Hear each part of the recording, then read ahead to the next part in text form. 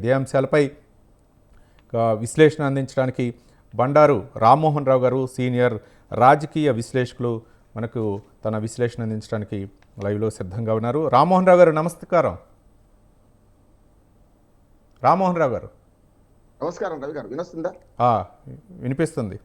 ఏంటి మొత్తానికి ఏపీలో జగన్మోహన్ రెడ్డి అయితే ఒక కార్యాచరణ ప్రణాళిక అయితే చేశారు. ఈ డిసెంబర్ 11వ తేదీ నుంచి అయితే మాత్రం ఆయన ఈ ప్రజా అంటే 6 నెలల పాలన పూర్తి చేసుకున్నటువంటి కూటమి ప్రభుత్వంపై అయితే మాత్రం హామీలు అమలు చేయాలని చెప్పేసి సూపర్ 6 అవ్వచ్చు, లేకపోతే రైతుల విషయంలో అవ్వచ్చు, అలాగే విద్యార్థుల ఫీజు రియంబర్స్మెంట్ అవ్వచ్చు, వీటిపై అయితే మాత్రం ఒక ఉద్యమం అంటే ఒక ప్రశ్నించే గొంతుగా వెళ్దామని చెప్పేసి పార్టీ నాయకులు దిశానిర్దేశం చేసి ఏ విధంగా చూడొచ్చు అంటారు?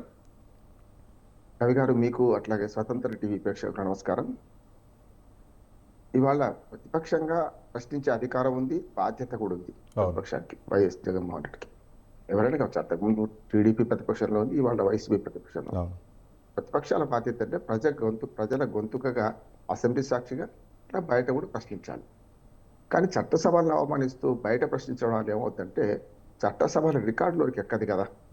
ఎప్పుడు కూడా చట్టసభల్లో రికార్డులకు ఎక్కితే మేము ఫలానా విషయంలో అసెంబ్లీ సాక్షిగా ప్రశ్నించామంటే రికార్డు తీసుకోవచ్చు. కానీ ఇప్పుడు కూడా ఉంది, మీడియా ద్వారా పూర్తి స్టేట్ మనం వద్దనేది కాదు. కానీ ప్రశ్నించాల్సిన చోట ప్రశ్నించకుండా బయట ప్రశ్నించడం వల్ల అనవసరంగా అది దానికి విలువ లేకుండా పోతుందని నేను అంటున్నాను. ఏది పడితే అది మాట్లాడు. అదే అసెంబ్లీలో అయితే రికార్డులకు ఎక్కుతుంది కనుక కొంచెం జాగ్రత్తగా మాట్లాడతాను. రెండోది, ఇప్పుడు ప్రతిపక్షం అంటే ఒకసారి అధికారం పోగానే మళ్ళీ పార్టీలు రవి గారు చాలా కష్టం పార్టీని నిలబెట్టుకోవడం.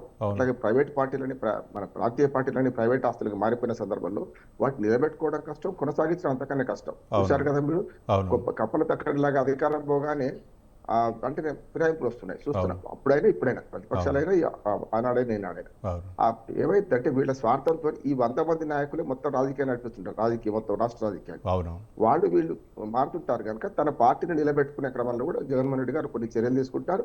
సరి కానీ ఏ చర్యలు తీసుకున్నా అసెంబ్లీకి వెళ్ళి అయితే మాత్రం గొంతుకు వినిపించాలి. 11 సీట్లు అవ్వచ్చు, 10 సీట్లు అవ్వచ్చు. ఉమ్మడి ఆంధ్రప్రదేశ్లో 294 స్థానాలకి కాంగ్రెస్ 23 స్థానాలు వచ్చినప్పుడు కూడా కాంగ్రెస్ పార్టీ నాయకులు నిలబడి పోరాడారు.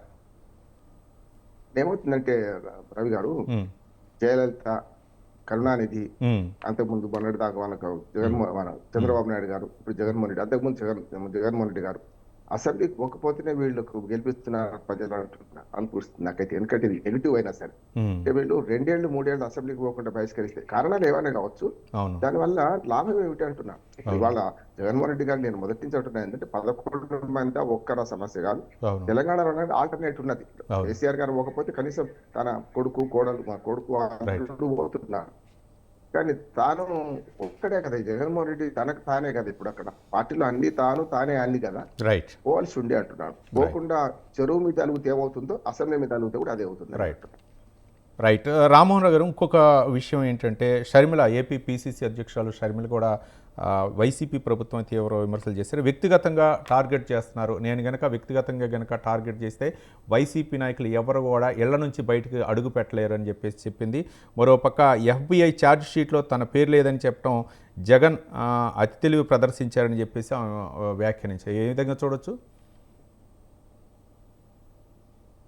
మొదటి నుంచి కూడా మన జగన్మోహన్ రెడ్డి వ్యతిరేకంగా షర్మిల బారినప్పటి నుంచి కూడా అన్న వదిన బాడాలి అని అప్పుడు తిరిగింది.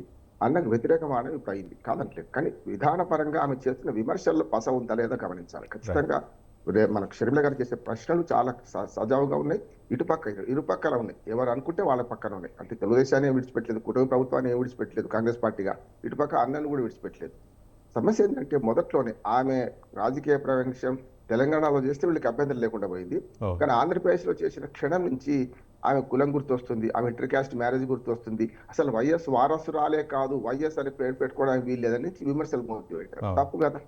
ఏమంటున్నానంటే వైఎస్ రాజశేఖర రెడ్డి బిడ్డగా ఇవాళ ఆడ మగ సమానం అనుకుంటే ఇద్దరు వారసత్వాన్ని పుచ్చుకోవచ్చు. అంటే దేశవ్యాప్తంగా ప్రపంచవ్యాప్తంగా రవి గారు, అవును. అమెరికాలో ఇప్పటి వరకు లేడీ అధ్యక్షుని ఎన్నుకోని పురుషాధిక సమాజంలో అవును. ఇక్కడ కూడా అంతే కదా. ప్రియాంక గాంధీ, రాహుల్ గాంధీ అంటే రాహుల్ గాంధీ తీసుకొస్తారు. అవును. సుప్రియ సూలే ఒక్కతే బిడ్డ కనుక మహారాష్ట్రలో అది తీసుకొస్తారు. అంటే ఇక్కడ ఏమైతే అన్నా చెల్లెల మధ్య పోటీలో కేటీఆర్, కవిత, అవును. కేటీఆర్ నే కదా ముందుకు తీసుకొచ్చింది. అవును. ఎందుకని మహిళలు కూడా ఆ వారసులుగా మారుద్ది. ఎందుకని సమస్య వస్తుంది కదా. వారసత్వం తప్పు కాదు. తమిళనాడులో కూడా స్టాలిన్ ఉన్నారు, కనిమొళి ఉన్నారు.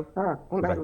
Right. ఎందుకంటే ఇక్కడ షర్మిల గారి మీద వ్యక్తిగత విమర్శలు పెట్టడం తప్పు అంటున్నాను. రైట్. సిద్ధాంతపరంగా ఎదుర్కోండి ఆమె. రైట్. మరో అంశం రామ్మోహన్ రావు గారు, గత వైసీపీ ప్రభుత్వంలో జగనన్న కాలనీలో భూములు చదును చేయటం కోసమే 400 కోట్ల రూపాయలు అదొక భూ కుంభకోణం ఒక వెలుగులోకి వచ్చింది. దీన్ని ఏ విధంగా చూడొచ్చు అంటారు? అధికారంలోకి వచ్చిన పార్టీ ఏమో గత ప్రభుత్వం మీద కక్ష సాధింపు చర్యలు, పాత పార్టీ ఏమో బొలోమని ఏడవడం, బజార్కి ఎక్కడం, మీరు తప్పు చేయలేదని. 450 కోట్లు చాలా పీనట్స్ అంటున్నారు. గత 5 ఏళ్లలో చాలా కుంభకోణం జరిగినాయి. వాటి వెలుగుదీస్తే చాలా ఉంటాయి. అది విడిచిపెట్టి, అసలు పరిపాలన విడిచిపెట్టి 6 నెలలు అయింది తెలుగుదేశం ప్రభుత్వం, కూటమి ప్రభుత్వం అధికారంలోకి 6 నెలలు కావస్తున్నది. మరి వీళ్ళు ప్రజలకు మేలు చేసి అంటే 6 నెలల తర్వాత కూడా ఏం మాట్లాడుతున్నారంటే, మేము ఉచిత పథకాలు ఇచ్చినాం, ఇవన్నీ అమలు చేస్తాం. ఇటుపక్క ప్రతిపక్షాలు కూడా మీరు ఉచిత బస్సు ప్రయాణం ఏమైంది అంటే, ఏదైతే తప్పుడు హామీలు ఇచ్చారో, ఏదైతే అకమించి హామీలు ఇచ్చారో వాటిని అమలు చేయమని ప్రతిపక్షాలు కోరుతున్నాయి. నిజమైన పాలన ఎక్కడ అంటున్నారు. ప్రజలేమో గాలికి హరో లక్ష్మణ అంటున్నారు. ప్రజల సమస్యలు ప్రజలకు ఉన్నాయి. వాటి విడిచిపెట్టి కేవలం ఉచిత పథకాలు అమలు చేయమని ప్రతిపక్షాలు, కాదు మీరు పోయినసారి విధ్వంసం చేసిన సంగతి ఏంటని వీళ్ళు అన్ని అసలు తేల్చలేవు కదా. 13 లక్షల కోట్లు అప్పు ఎక్కడ ఉంది? తేలింది కదా ఇవాళ. ఇప్పుడు మనకు 9 లక్షల కోట్లు దాటలేదని తేలింది అసెంబ్లీ సాక్షిగా. అందుకనే ఈ ఆరోపణలు ప్రత్యారోపణల మధ్యన ఈ 450 కోట్లు అనేది పెద్ద సమస్య కాదు.